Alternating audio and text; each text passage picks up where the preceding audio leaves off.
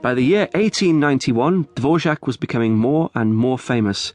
He was offered an important new job in America as director of the National Conservatory of Music in New York. Now, America is a long, long way from Bohemia, and Dvorak wasn't at all sure that he wanted to live and work so far from home. But when he heard how much he would be paid, he found it very hard to resist the offer. His salary would be 25 times what he was earning in Prague. In the end, the lure of the money won him over, and he decided to travel to America to seek out even more fame and fortune. So, before he left, he went on a sort of farewell tour of Bohemia, which lasted for 5 months. As usual, his concerts were greeted with huge amounts of applause from the audiences, who loved his music.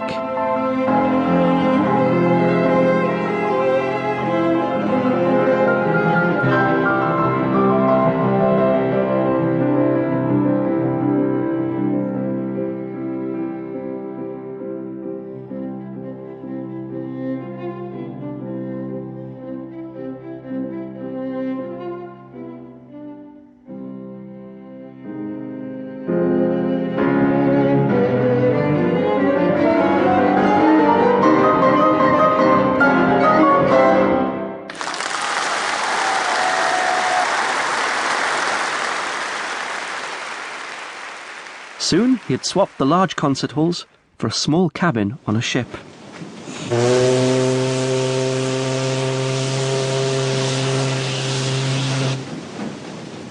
And he set sail for a new life in America.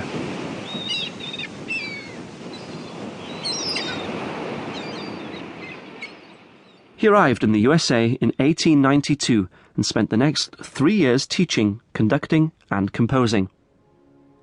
It was while he was in America that he wrote one of his most famous pieces of music, his Ninth Symphony, which is known as the New World Symphony.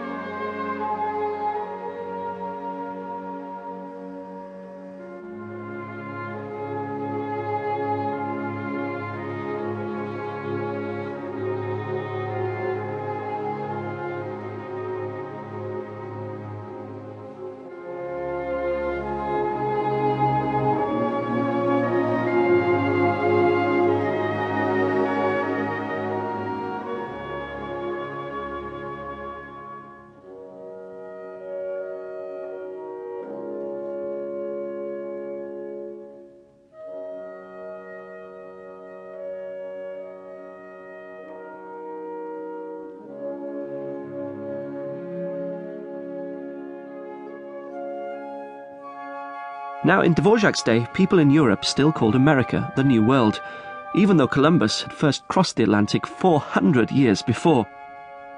Dvorak was very homesick when he was in America, but he did fall in love with the music he heard while he was there.